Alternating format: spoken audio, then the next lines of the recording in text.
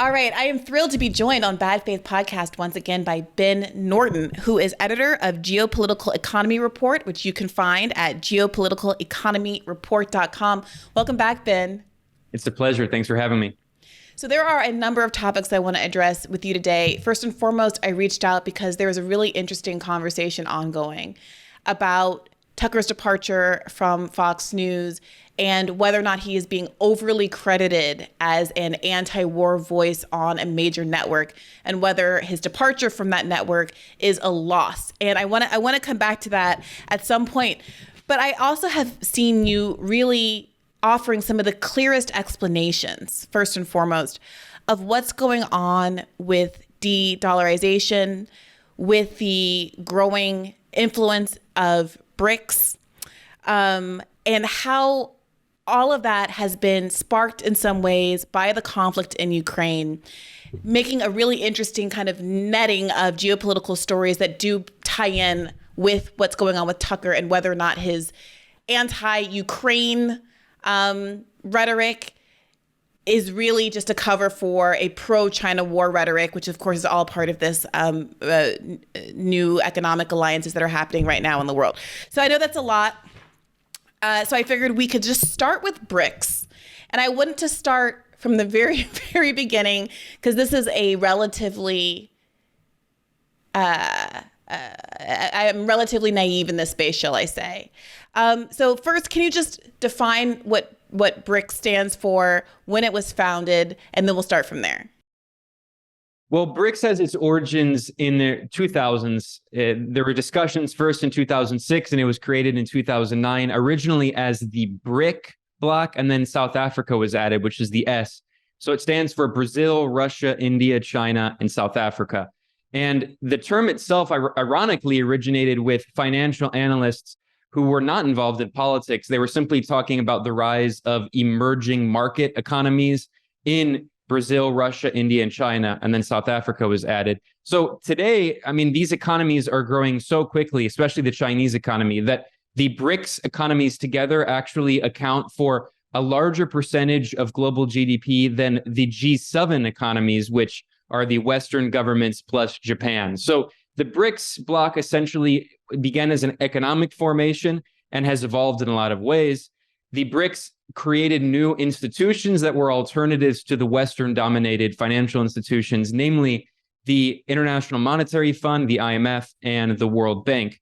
The BRICS has its own bank, which is called the New Development Bank, which is dedicated to helping fund infrastructure projects and poverty alleviation projects for the Global South. And the president of Brazil, Lula da Silva, who's now in his third term, BRICS was one of his ideas. And now that he's back in Brazil, we've seen that the BRICS is once again being given this new burst of momentum. You also mentioned the war in Ukraine, which was another important factor. Although a lot of these trends that we've seen are not necessarily new. What the war in Ukraine did is it accelerated this trend that we've seen happening for over a decade now. And you mentioned de-dollarization, which is an important part of this, because BRICS began fundamentally as an economic alliance of developing countries. And one of the main goals was always to find alternatives to the dominance of the US dollar. I mentioned that the BRICS Bank, the New Development Bank, was created as an alternative to the World Bank. Well, the World Bank was created in the Bretton Woods Conference in 1944. What was that?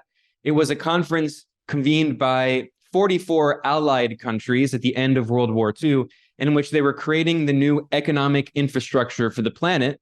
And in that Bretton Woods Conference, not only was the IMF and the World Bank created, but furthermore, that was the conference that established the US dollar as the global reserve currency.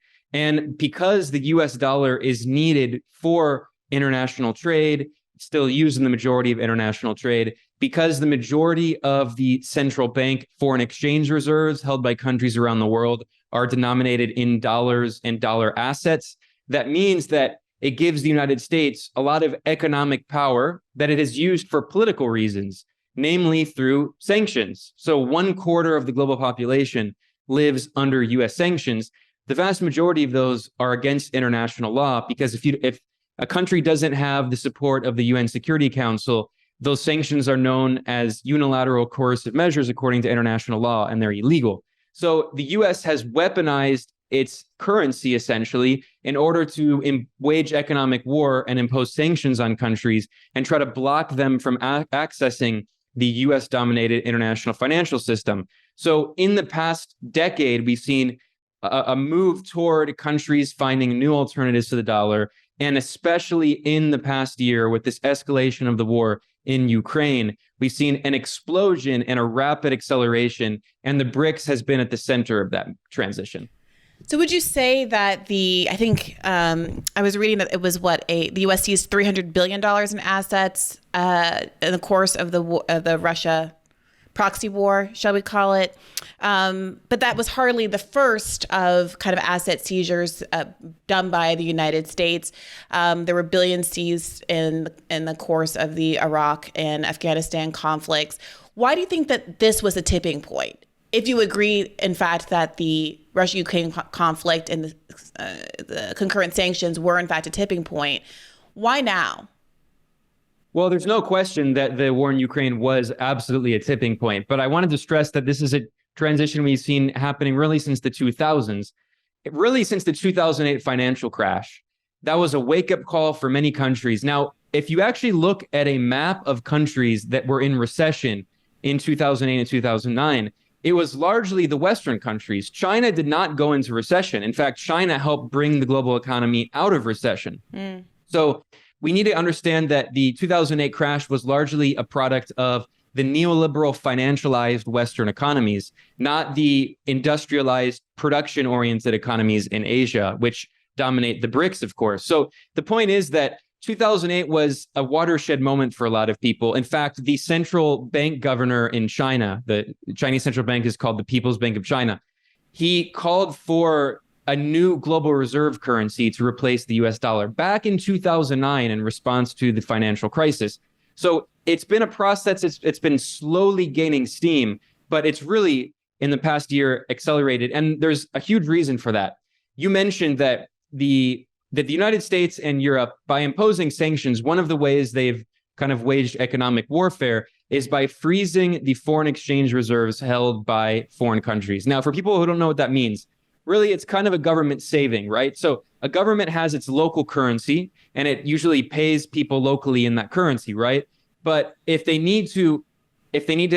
for instance, if their currency is devaluing against other currencies and you have inflation, so your currency can no longer buy what it used to buy a year or 5 years ago, what the central bank can do is it can use the foreign currencies it has in its foreign exchange reserves to intervene in foreign exchange markets and buy its own currency, which increases the value of its own currency. So Argentina, for instance, constantly has this problem with hyperinflation, right? And the currency of Argentina is the peso, right? So Argentina, if it has access to dollars, it can sell its dollars in foreign exchange markets and buy its own currency, which will increase the value of its currency, so there won't be as much inflation. However, Argentina is constantly losing its dollars because it has to use those dollars to service its international debt to the International Monetary Fund and to vulture funds who own a bunch of Argentine government debt in the form of bonds. So that's an example of why countries in the global south will face inflation. In Venezuela, it was very similar, right? The US stole and European banks stole billions of dollars that belong to the Venezuelan central bank, which is money that belongs to the Venezuelan people. So the Venezuelan central bank didn't have foreign currency that it needed to intervene in foreign exchange markets to stabilize its currency. So you saw massive hyperinflation. Still today, Juan Guaido is now living in Florida. I mean, this fake interim president that the West recognized is no longer even in Venezuela. No one even pretends anymore that he's the so-called interim president.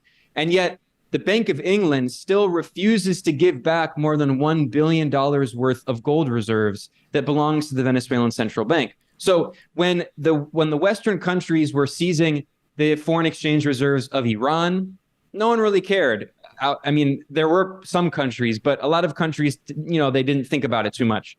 When the U.S. did the same thing to Venezuela, okay, people start saying, well, maybe this is going to be more and more of a problem. Then the U.S. did the same thing to Afghanistan.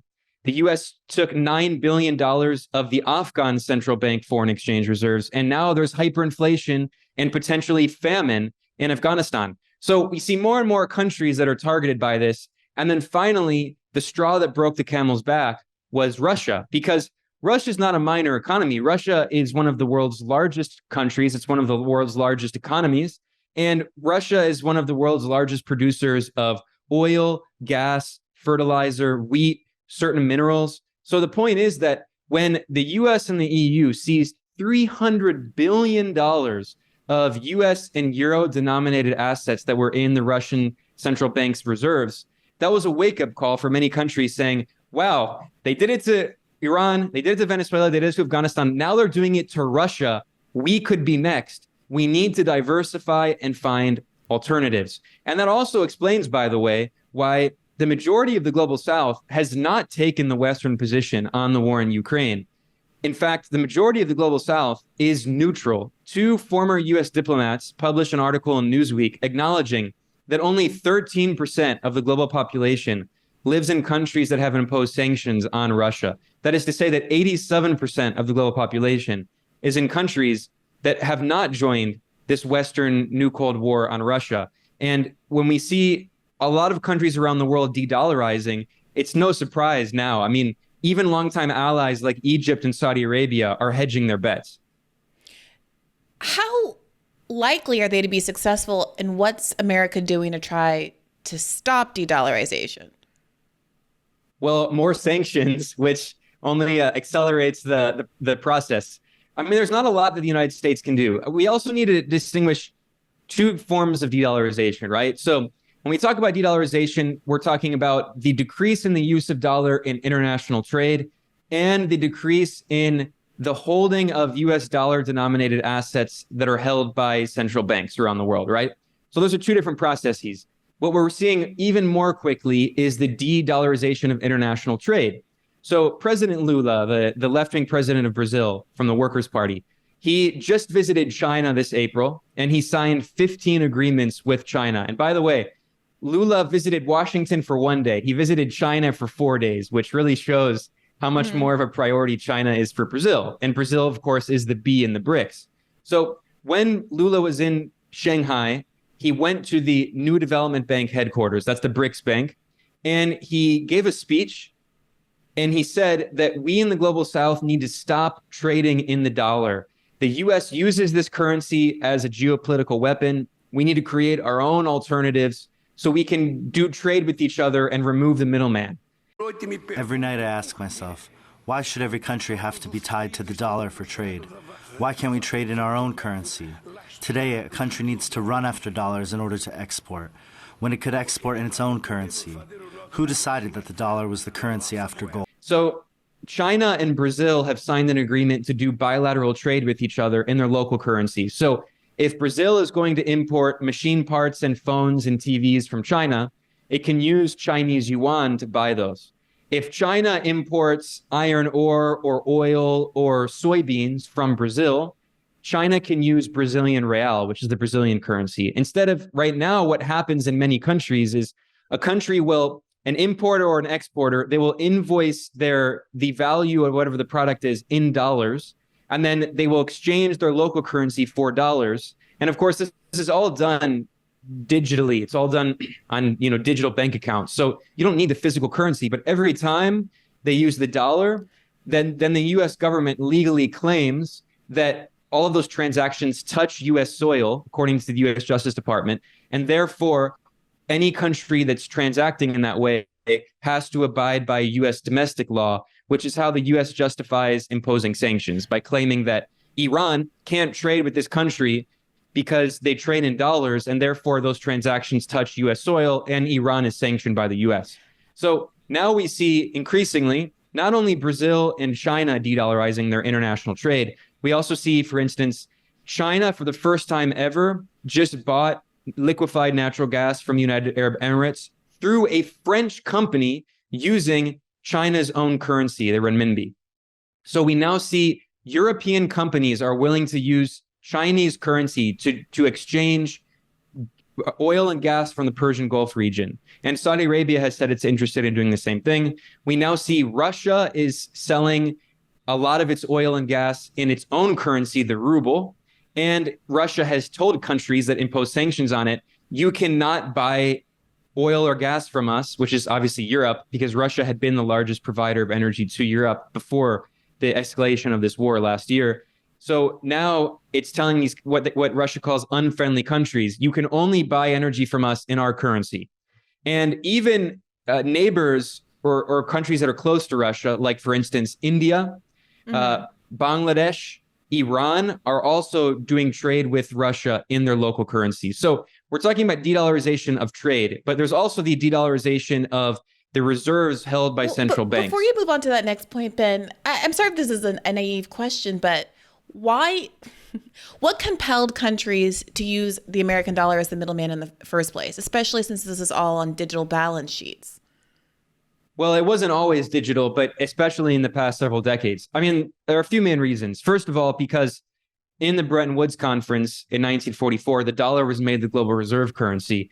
And at that moment, the dollar was pegged to gold, which meant that if you had $35 anywhere in the world, you could exchange $35 for an ounce of gold anywhere in the world. And that did not fluctuate. It was a set rate. And then in 1971, U.S. President Richard Nixon took the dollar off of gold and it became a freely floating fiat currency like most currencies are today. So the value of the dollar against other currencies will go up and down. So, people watching, for instance, if you ever, if you're on vacation and you want to go to another country and you're in the airport, you often have to exchange, right? And there will be a certain exchange rate for the dollar. And that will sometimes fluctuate. It's not always set. So in the case of in 1944, with the establishment of the dollar as the global reserve currency, it encouraged countries around the world to hold dollars in their exchange reserves because it was as good as gold. It was a very secure currency, and even many other currencies were actually pegged to the US dollar. So, but post-1971, what's the rationale? Well, a few reasons. I mean, there's also just the momentum, right? Like, you already had most of your reserves held in dollars, so if something's not broken, you don't need to fix it. But also in 1974, the Nixon administration signed a very important agreement that we're still living with today, although it's changing, which was the base of the petrodollar system. So you probably heard this term petrodollar. What does that mean?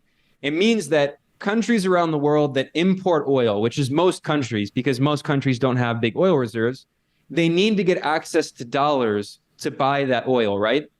So for instance, Pakistan is a country that is constantly running low on its foreign exchange reserves. It's running out of dollars to pay for imports. Or Sri Lanka recently went completely bankrupt. Sri Lanka ran out of dollars, and it was using those dollars to buy imports of oil, medicines, technology, food, right?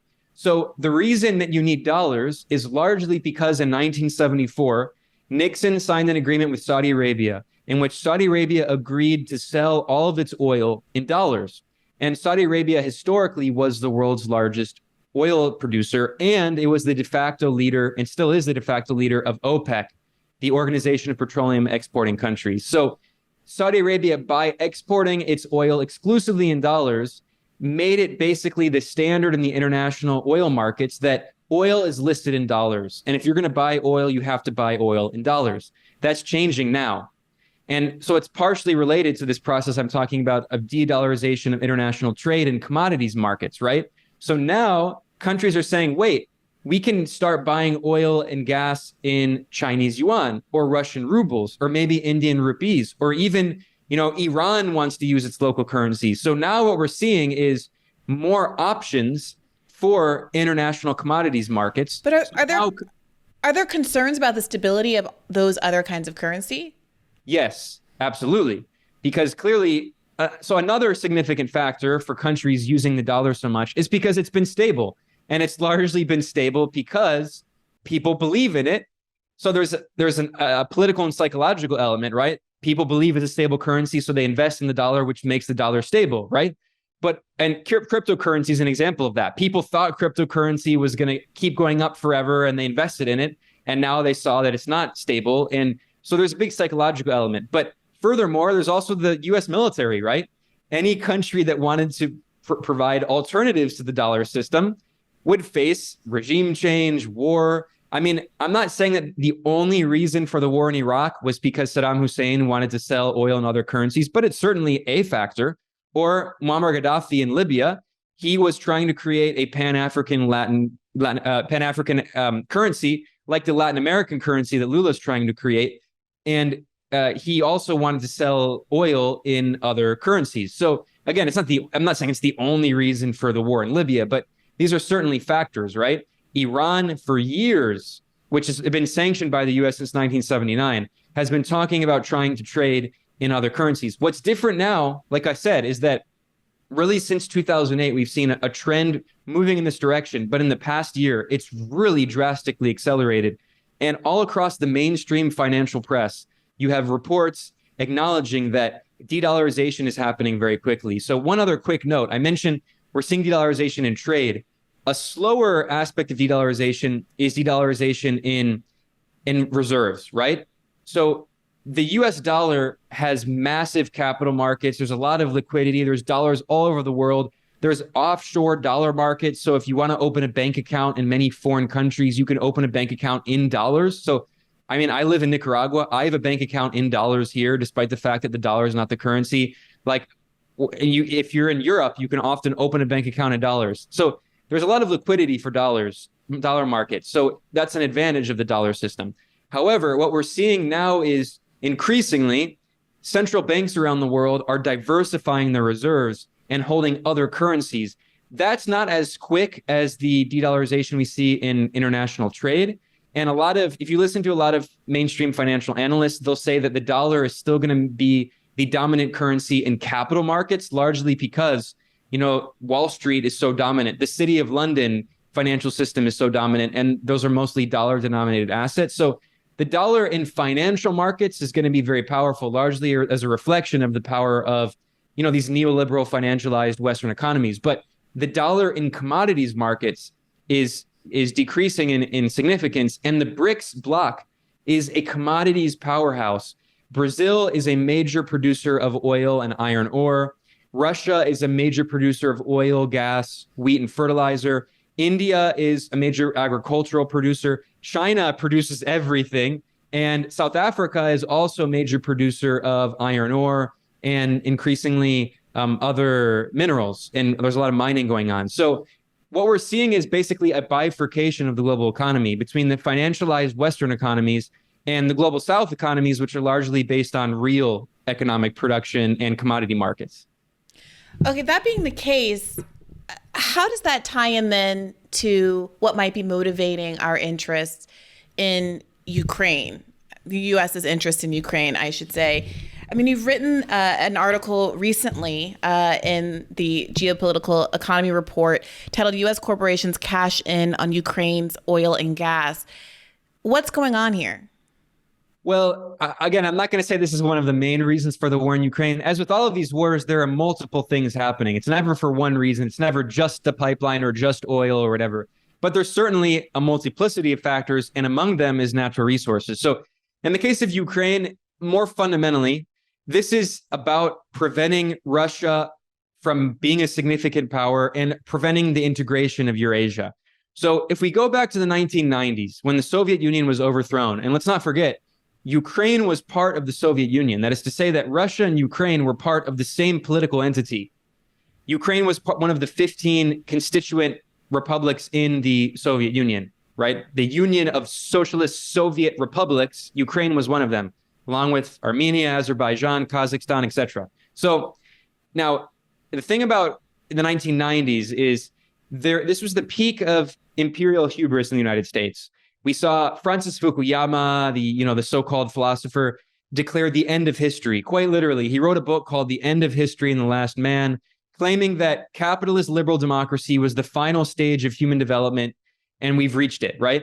And this is the moment that's referred to as the unipolar moment, right? We hear a lot of talk today about multipolarity. Well, it's multipolarity as opposed to unipolarity, which was in the 1990s, where the US was the only game in town, geopolitically speaking, right?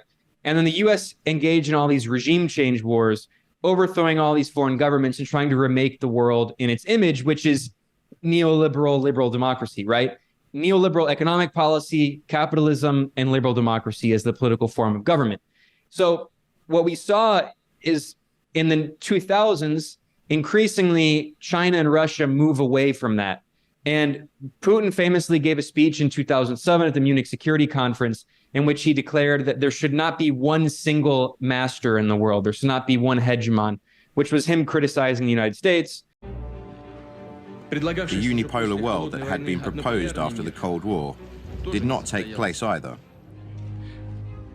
However, what is a unipolar world? However one might embellish this term, at the end of the day, it refers to one type of situation, namely one center of authority, one center of force, one center of decision-making. It is a world in which there is one master, one sovereign, and at the end of the day, this is pernicious not only for those within this system, but also for the sovereign itself, because it destroys itself from within. One state, and of course, first and foremost, the United States, has overstepped its national borders in every way. This is visible in the economic, political, cultural, and educational policies it imposes on other nations.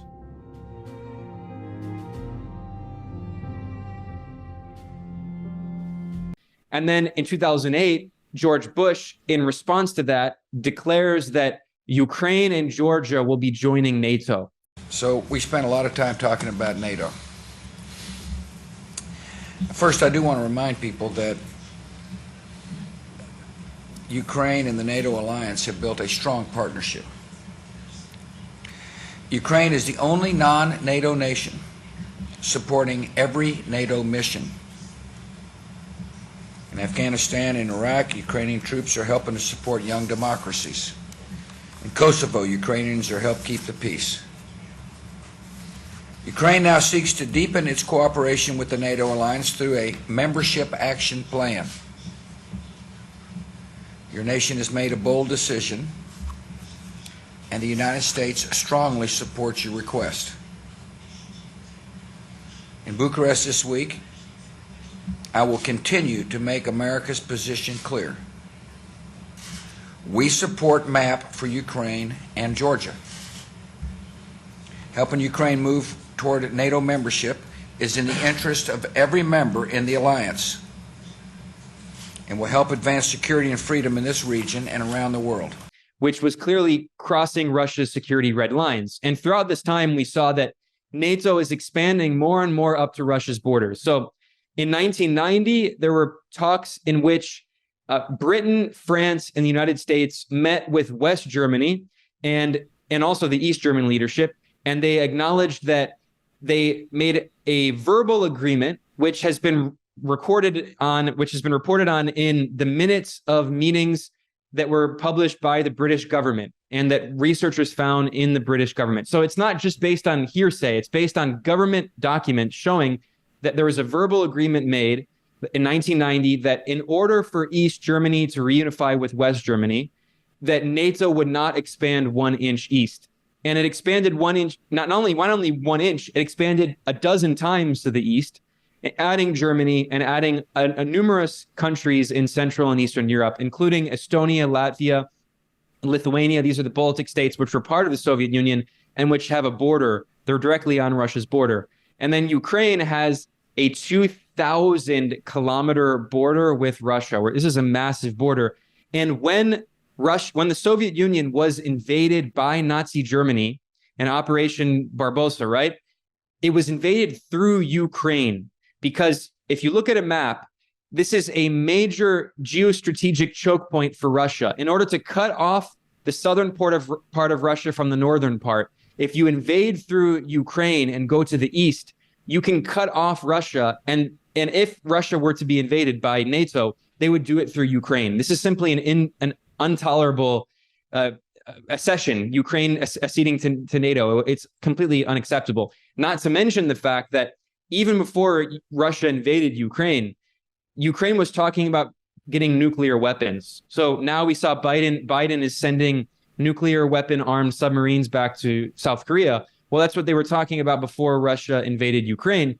And in late 2021, Russia demanded a series of security guarantees, written security guarantees from the US, the EU, and NATO, claiming or saying in writing that NATO will not expand to Ukraine, that they will return to arms treaties that the Trump administration withdrew from, like the Intermediate Range Nuclear Forces Treaty, the INF Treaty, which the Trump administration withdrew from, and that allows Ukraine to hold nuclear weapons aimed at Moscow, right, or St. Petersburg, the major Russian cities. So all of these things are happening, and essentially now the U.S. goal, I mean, Joe Biden said it clearly, the U.S. goal is regime change.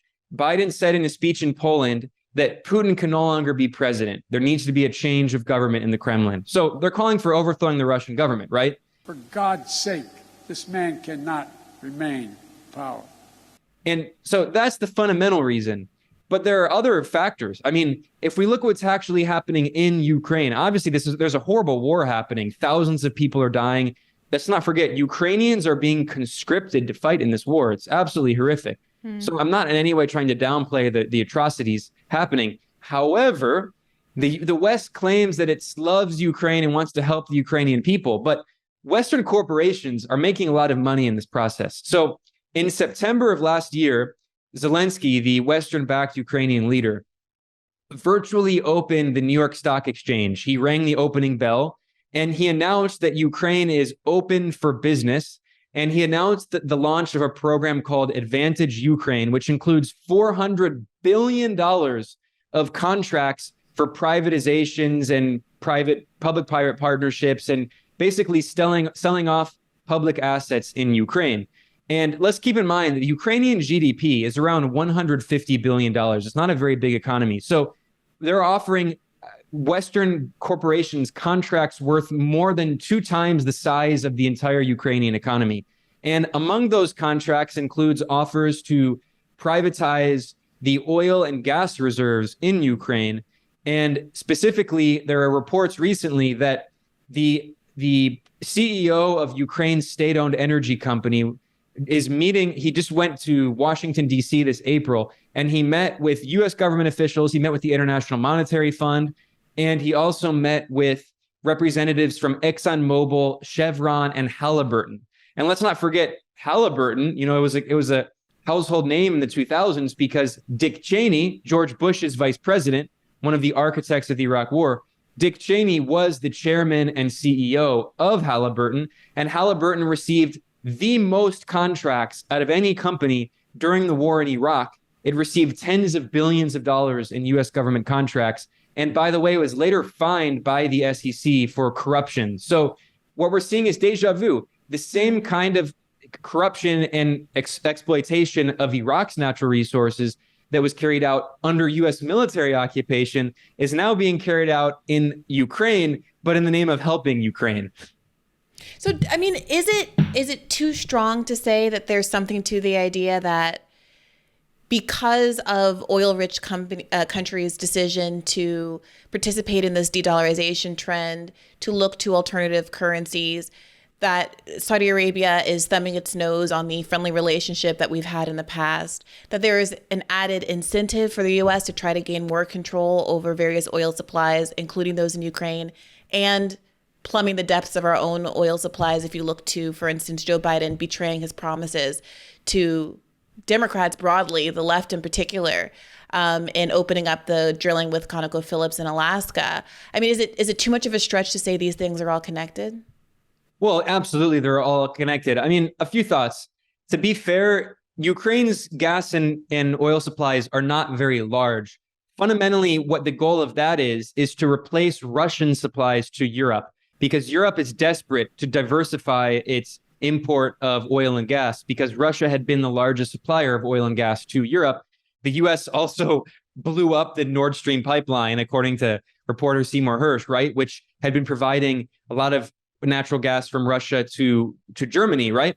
And Russia was the largest provider of gas and oil to Germany, and Germany is a major industrial power. German companies need energy, cheap energy, otherwise they can't be competitive. So this is quite literally a threat to the European capitalist economies that the West, that the U.S. loves to, portray as like the beacon of global freedom and prosperity, right? So Ukraine is a potential alternative. However, there absolutely is a kind of hybrid war going on against countries that nationalize their natural resources, by the way, which is an increasing trend. So the most well-known example of this is lithium.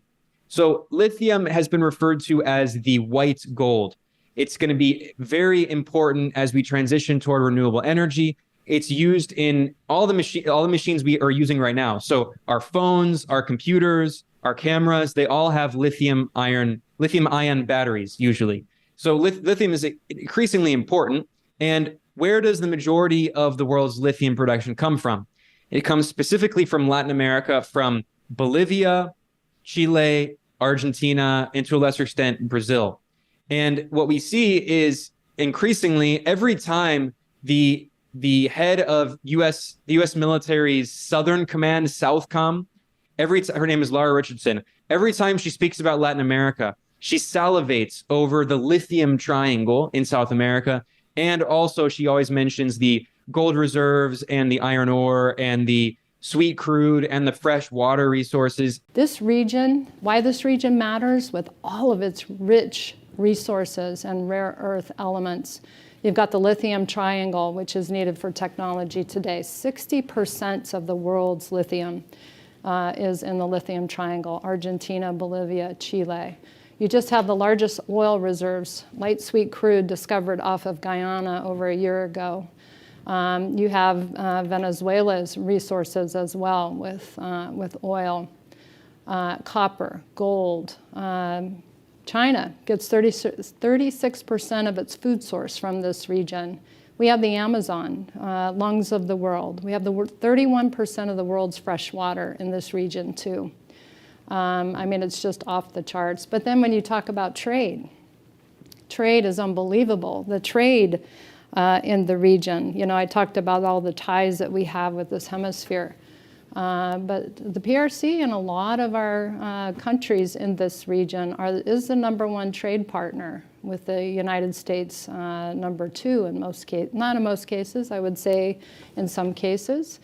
However, to see the increase in investment in trade from 2002 from China, 18 billion, up to 450 billion now, and on its way, what is predicted to be about 750 billion. In the near future. And so I think we have a lot at stake. That's the head of the U.S. military command overseeing operations in South America, talking about that frequently. Furthermore, copper. Oh, by the way, speaking of lithium, in 2019, Bolivia's democratically elected socialist president, Evo Morales, was overthrown in a very violent coup, and the Donald Trump administration strongly supported it. And in response, Elon Musk, who's now portraying himself as a great populist, he infamously wrote on Twitter, "We will coup whoever we want."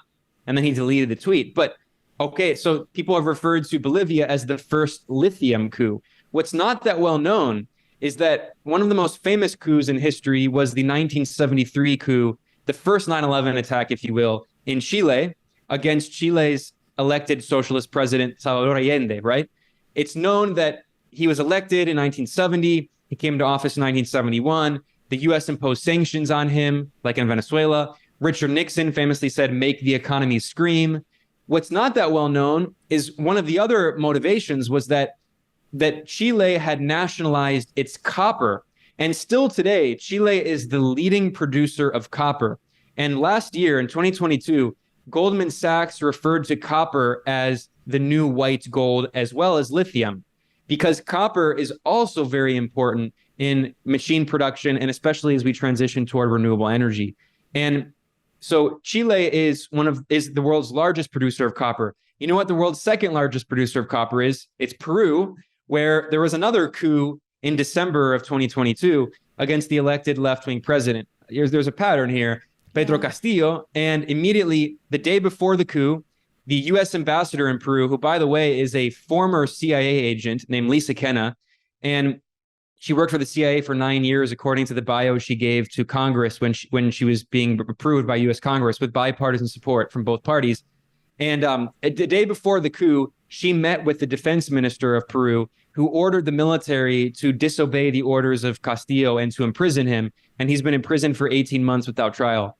Furthermore, the unelected coup regime in Peru has been holding public meetings, they tweet about it, between the CIA agent turned U.S. ambassador in Peru, Lisa Kenna, and the Ministry of Mining and Energy in Peru, discussing corporate investment, as they refer to it, because there's a lot of investment in mining in Peru, which is it's the second biggest producer of copper and also a major producer of liquefied natural gas. So the point is that absolutely, I mean, as Mexico just nationalizes lithium, Chile is talking about nationalizing its lithium, Bolivia already nationalized its lithium. I mean, as these countries exert more national control over their natural resources, it's inviting a lot of backlash from the US, but there's also increasingly less that the US can do. I mean, one quick note here before I conclude this part is that, I mean, we talked about Saudi Arabia for a second, right?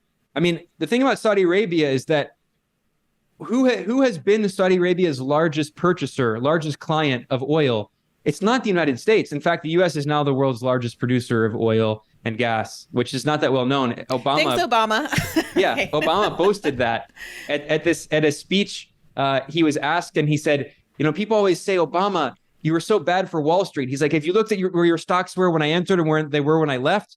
And he also boasted of, increasing oil and gas production and making the U.S. the world's largest oil and gas producer. By the way, thanks largely to fracking.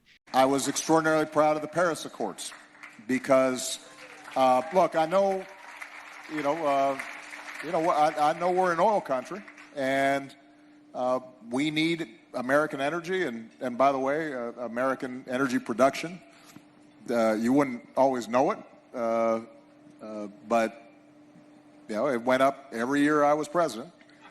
And that whole suddenly America's like the biggest oil producer and the biggest that was me, people. I just want you to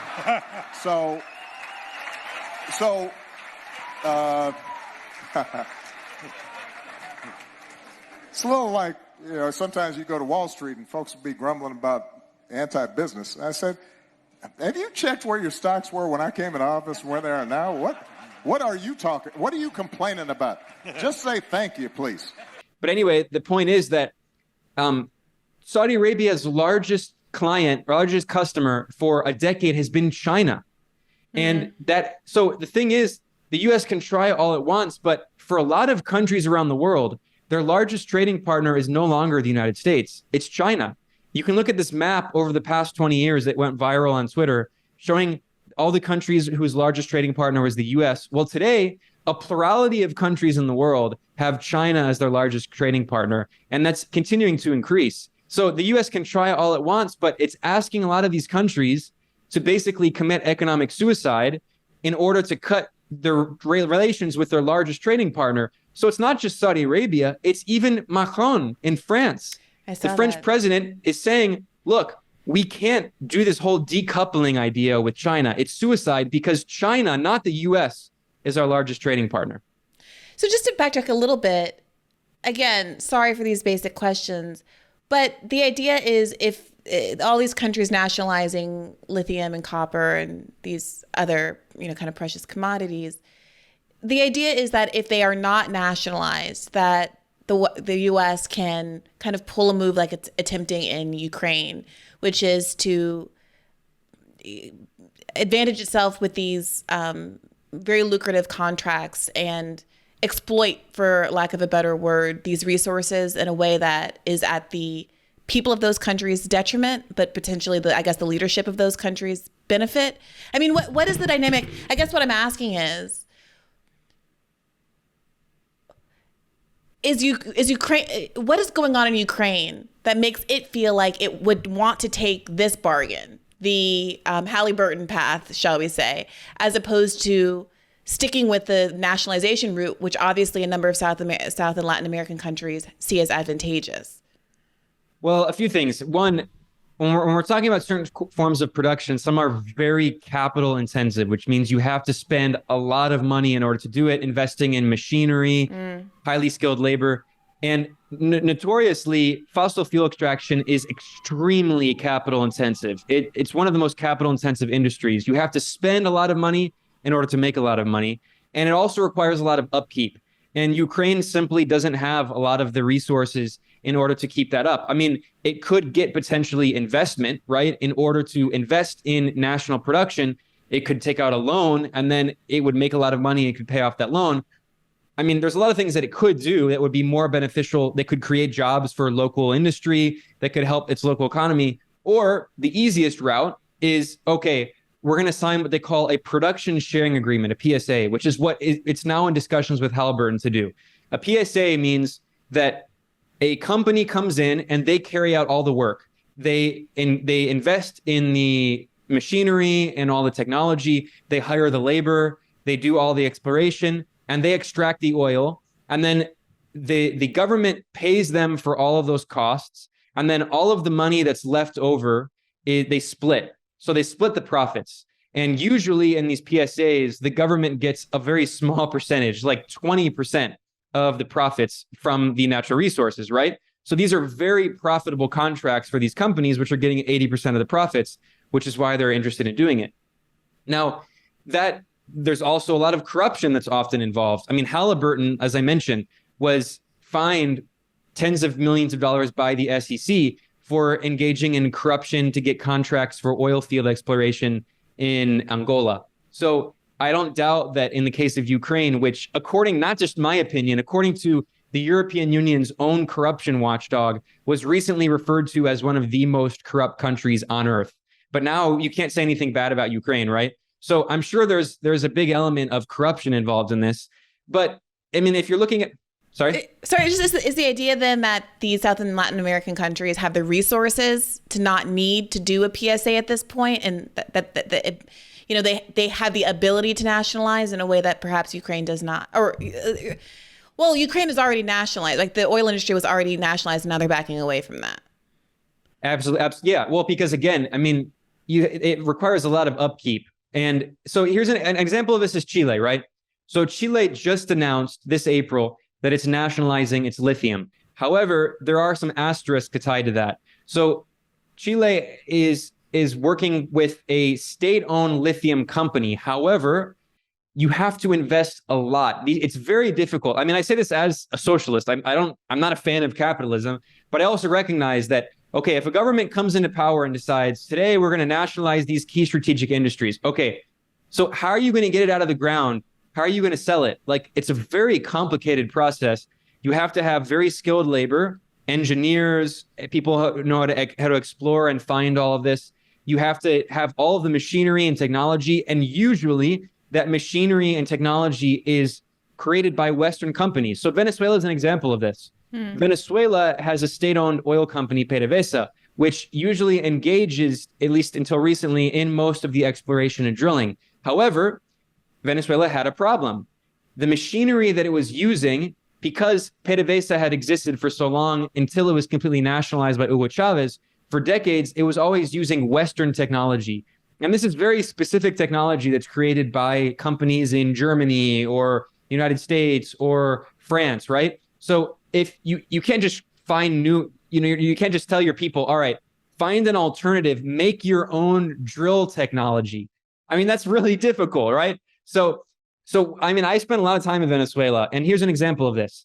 In Venezuela, there's a cable car system, which is beautiful, and it's a great way of moving around Caracas, the capital, and it's free, and it's a great form of public transportation. However, a big part of the cable car lines don't work because the company that created the cable cars is a German company, and because of the US sanctions and the European sanctions, Venezuela can't buy the machine parts from the German company it needs to fix the machine. Well, it's very similar in the oil industry and in the gas industry. These are very complex, capital-intensive industries. So what Chile is doing is it has a state-owned company, but it's working out contracts with other companies in order to get the technology and the human capital to figure out how to do this process. And the goal is, over the years, to wean itself off of the need to use foreign companies. This is what Bolivia did under Evo Morales, because Evo Morales said, okay, we're nationalizing our lithium, but we don't have many Bolivian engineers. We don't have a lot of the technology that we need to extract all of this. So it's obviously a very complex and difficult process. I mean, this is something that even a lot of people who I agree with, politically and economically, a lot of socialists, they talk about the importance of doing these things. But again, it's much easier said than done when you actually look at the details. But the point is that there are incentives for a lot of corrupt officials to say, yeah, we don't need to invest in local industry. We don't need to invest in local workers and training local engineers. We can just get a foreign company to do this. We'll take a small percentage of it, and we'll probably pocket. The people involved in signing these contracts will probably also pocket part of it. So it's about creating relationships of dependency, right? The goal is, in the long term, these countries want to be independent so they can develop their own local industry. But the point of imperialism is you want to keep these countries in the global south dependent on your companies so they can't simply do it themselves.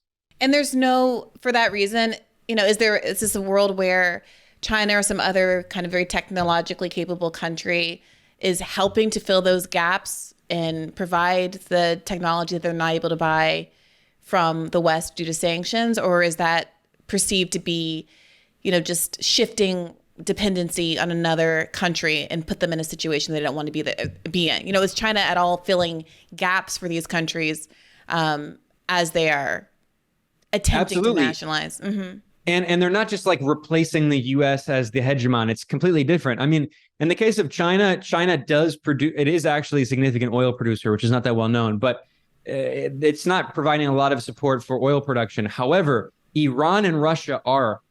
And Iran has been under sanctions since 1979, since the revolution. And Iran is a country that has been able to develop new indigenous technology, right? New forms of drilling, because Iran is a major oil producer and has been for decades. So interestingly, this is a fascinating thing that we've seen in the past few years. Iran has been helping Venezuela since the sanctions that started under Obama, by the way, in 2015, when Obama passed an executive order absurdly declaring Venezuela an extraordinary and unusual threat to the national security of the U.S., as if Venezuela is going to like bomb Washington. But anyway, so that started the sanctions in 2015. And then Trump came in and just waged full-on economic war, scorched earth against Venezuela, imposing a full-on Cuba-style embargo, which made it basically impossible for Venezuela to export its oil and starved Venezuela of 99% of its foreign currency income, which again also explains the crisis in Venezuela. So the thing is, in the past few years, slowly, Venezuela has been recovering its oil production, and it's been doing it with the help of Iran. So Iran has been sending over technicians, machine parts, technology. Iran also has been sending over tankers full of lighter crude that Venezuela needs to mix with its heavy crude so it can sell its oil in international markets. So Russia is another example. Russia is a major producer of oil, and because of the history of the Soviet Union, Russia developed its own indigenous technology for oil drilling and gas production. So Iran and Russia have been helping a lot of these countries in trying to find alternatives. So this is all part of the same process that we're seeing. It's related to basically at the peak of the unipolar moment in the 1990s of neoliberal globalization, right? This whole idea of the entire economy is globalized. And what that really meant is that Western corporations dominate a lot of the global industries. And now what we're seeing is alternatives rising to those Western corporations. So I don't like it when people claim that this is the end of globalization. No. This is the end of neoliberal globalization, in which the US and the European Union were the only game in town. What we're seeing is a new form of globalization where there are different poles. It's a multipolar world. So you have countries in Latin America like Argentina and Brazil and Venezuela that are doing a lot of trade with Russia, Venezuela, and Russia, Iran, and China. And you have India selling its oil that it buys from Russia to Europe, and India buying Russia's oil in Russia's currency. So like this is a whole new advanced complex form of globalization. It's no longer simply the global north countries send advanced machine parts and technology to the global south, and the global south simply exports raw materials to the global north. So Ben, this brings me to a question I want to ask you. there are people who accuse you, I would argue unfairly, but they accuse you of basically rooting against America. And they say, well, Ben has and not just you, but people generally in this kind of political cohort, Ben just says America's bad and whatever the alternative is good. And you're rooting against America and you're just really relishing the burgeoning multipolar world without considering what the consequences will be. And that there could be some really bad political or civil rights implications of various other countries having global dominance, and that we should be at very least concerned, and at worst, or at the most extreme, want to stop this transition. And, people say, well, no, sure, America's done terrible things in the past, but are we really willing to trade the devil we know for the devil we don't know? What do you say to that? Well, there's the response of the people in the global north and the response of the majority of the population in the global south. And they're saying, we need to get rid of this devil at all costs. We must get rid of the devil, right? So, no, I mean, look, as you know, most of that criticism, I think, is not done in good faith. However, it's done in bad faith, pun intended. But that said, I think there are people who say that in good faith sometimes, and it's worth responding to. I mean, look, there are terrifying developments we see in the world politically. Many of them are supported by the West, but not all of them. Some of them do have their own local indigenous elements. So as an example, in India, I think India is an example of a very pessimistic possible future where you have a very fascistic government that is very Islamophobic, that is pushing this Hindu nationalist ideology, that is also, by the way, combining neoliberalism with the most reactionary right-wing forms of nationalism. I mean, so obviously not every alternative is good, although I should point out that of the BRICS system, India is the most pro-Western country. It's not a Western puppet. India has its own foreign policy. It has good relations with Russia, bad relations with China, very good relations with the US. So yes, I mean, multipolarity can be complex and messy. However, I mean, we need to look at the alternatives that are being proposed. I mean, we're never allowed to say anything positive about China. China can only be portrayed in the West as this evil boogeyman. But look, I live in Latin America. I'm speaking to you from Nicaragua. I've spent a lot of time in Mexico, Ecuador, Colombia, Venezuela, Bolivia. I mean, people around across the region, which I know better than other parts of the world, but from people I've talked in Africa and other parts of Asia, they see China, at least economically, they're not going to copy all of the Chinese political model, obviously, but economically as an incredible triumph that they want to emulate. I mean, so Brazil, for instance, which is a massive country with tens of millions of people in poverty. Brazil is like, look, China lifted 800 million people out of extreme poverty. That is an incredible accomplishment. And we're never allowed to say that that's an incredible accomplishment because China equals bad, right? So, I mean, just because there are countries that have policies you might not agree with on some issues doesn't mean that they don't have a lot of good policies. China is proposing an alternative to neoliberal capitalism. It's not the same as the socialism of the Soviet Union, obviously, but it still is a new form of socialism in which, for instance, all the banking, the majority of the banking sector is owned by the state. Can you imagine in the US, the banking sector being owned publicly and loans being given out to benefit the public good and productive industries and not just financial speculation and pushing up, like stock prices and corporate stock buybacks? In China, all the land is state owned and it's simply rented out.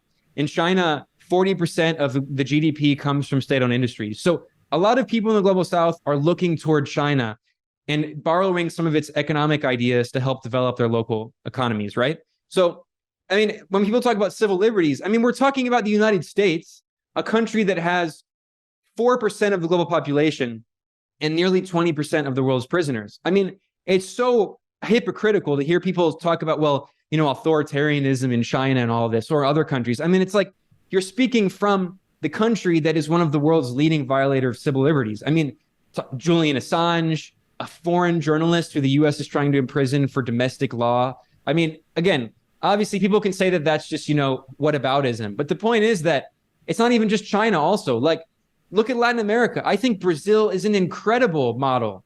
Obviously, Brazil has so many problems, and there's a lot of problems that are similar to the US: gun violence, racism, violence against women. Like, these are all real problems that the Brazilian government is trying to work over and develop. But like, the point is that across the world, I mean, being honest, outside of the West, I'm not a third worldist. I don't think it's impossible to have positive change in the West. I'll talk about that in a second. But like, if you look at the global South, it's very easy to be optimistic.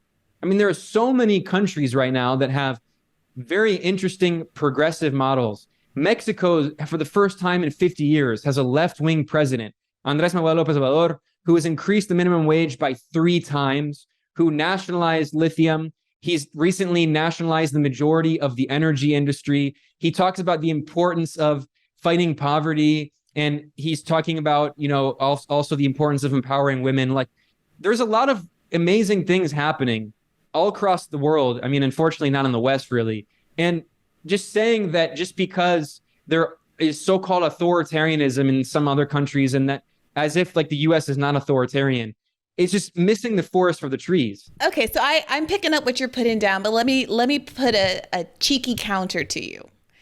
There are people who would say, okay, of course what you're saying is true. No nation is all good or all bad. No person is not all good, all bad. But to focus on the admirable aspects of what's been going on in China, lifting people out of poverty, etc., has the effect of normalizing or glossing over real human rights violations. And that there's some parallel there between that argument, or the choice to focus on the good and ignore the bad, as what some people argue is happening with Tucker Carlson, where there's this debate happening on the left over whether or not it is, whitewashing the white nationalism or the nativism, the xenophobia, etc. of Tucker Carlson's show, his rhetoric, to describe him as one of the few anti-Ukraine war voices on television, or one of the few cable news hosts who will have someone on to discuss Julian Assange, for instance.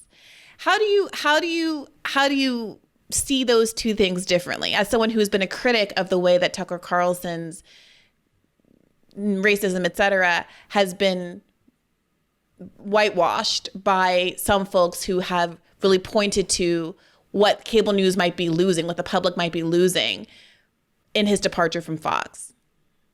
I mean, they're completely different.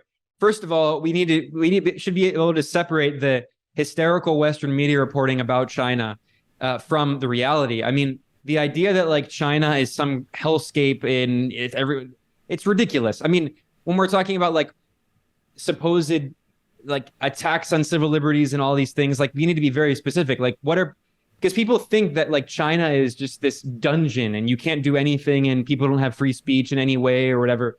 I mean, it's grossly exaggerated. So we're comparing this Western demonization of countries, which maybe have a slight element. Ben, tell me if I'm wrong. I mean, I don't really know much, but the counter that I think people would bring up is, well, what about the Uyghurs? What about a lack of press freedom? What about, I mean, we just had this TikTok fiasco where people are pointing to, oh, well, the government can make you disclose all this information about your company. I mean, is all of that completely baseless?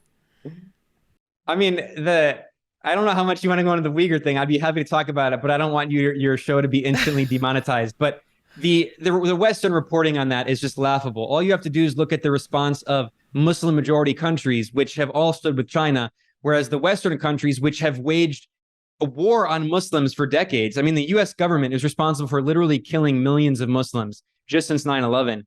And the US is accusing China of violating the human rights of Muslims, whereas all the Muslim majority countries have released statements through the Organization of Islamic Unity saying that they support China. So, I mean, do they specifically ridiculous. make reference to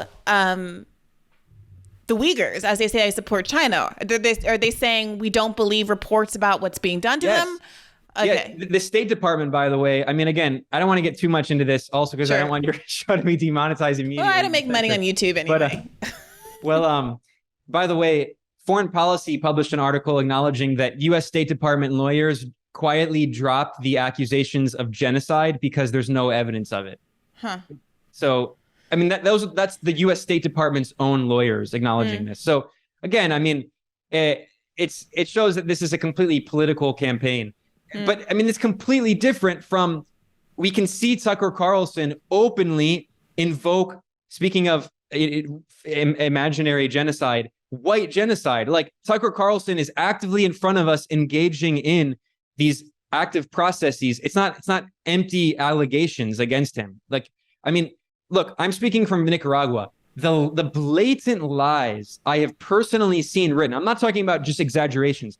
The explicit lies I've seen in Western media has been a really eye-opening experience for me. Like, I really invite people, I've spent a lot of time in Venezuela. Like, people really need to understand that, like, a lot of these things are just blatantly false. Like, it's completely false. So a lot of the things about China, I've never been to China. I'm not going to pretend like I'm an expert in China, but I mean, I've done a lot of research on these claims, and a lot of them are just completely exaggerated. For instance, and here's an example of this, just from a few weeks ago.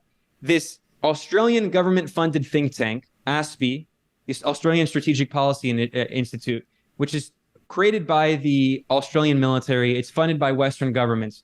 They released a ridiculous report, completely fake, claiming that China has camps for LGBT people for re-education.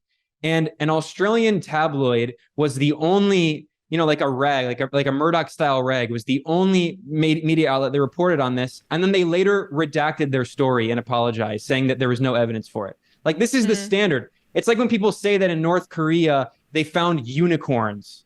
I mean, it's like, you can literally make up anything you want about these countries, and people will believe it. We have to be able to exercise a degree of skepticism. Now, Tucker Carlson is completely different. I mean, all you have to do is watch his program, and he's constantly inciting against immigrants. Tucker Carlson referred to Iraqis as semi-illiterate primitive monkeys. You can go to the recording of him on, like, Bubba Sponge or whatever his name is, and listen to him say that Iraqis need to shut up and obey. He says Iraqis are uncivilized and don't use toilet paper and forks. They can't govern themselves. Just awful. They're animals, dude. Awful. They are. I'm telling I you hate that. the war. I have no, I'm not defending the war in any way, but I just have zero sympathy for them or their culture, a culture where people just don't use toilet paper or forks. And the way they treat women, I agree with you. Their culture is, but you're in their homeland, and you're over there as an American who they hate, and they want nothing more than the Americans off of their soil. So they're not going to play games. They can just shut the fuck up and obey, is my view. And the second we leave, they're going to be calling for us to return because they can't govern themselves. Iraq is a crappy place filled with a bunch of, semi-literate primitive monkeys. That's why it wasn't working many. No one can say, well, those are false accusations that are exaggerated, that Tucker Carlson is a white supremacist or engages in white supremacist rhetoric. I mean, the question is, though, despite all that, I mean, I'm sorry, I'm just playing devil's advocate here. Is there some value to him letting Glenn Greenwald or Jimmy Dore come on and make the case about Julian Assange, or doing a segment that he did shortly before the end there about the FBI targeting of the African Socialist People's Party members and that sort of thing? Is there any value in that going on? No. I mean, I don't buy this argument, because we have to understand it within the context of the larger political project. The political project is about creating a paleo-conservative right? The Pat Buchanan style right. This isn't new. And Pat Buchanan wrote Ronald Reagan's speeches for him, right? I mean, so the point is that what they're trying to do is launder these talking points within the context of an explicitly racist nativist right. So it's not, people say, well, actually what they're doing is popularizing these ideas. Okay, but they're doing it within the context of making people paleocons. They're turning them to the right and associating. So that's so interesting, though, Ben, because the argument that people are making actually is that Tucker Carlson represents a departure from traditional right-wing conservatism. Of neoconservatism.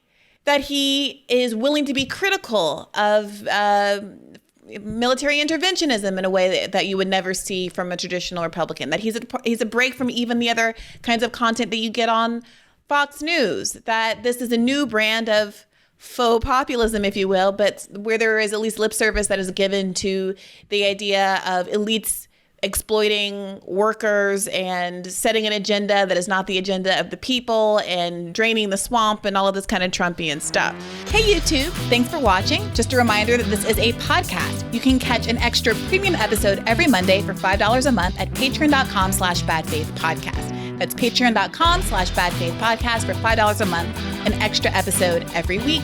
Additionally, please do consider liking this video, subscribing to this channel. It helps us out. It helps independent media beat the algorithm. We appreciate you. And as always, keep the faith.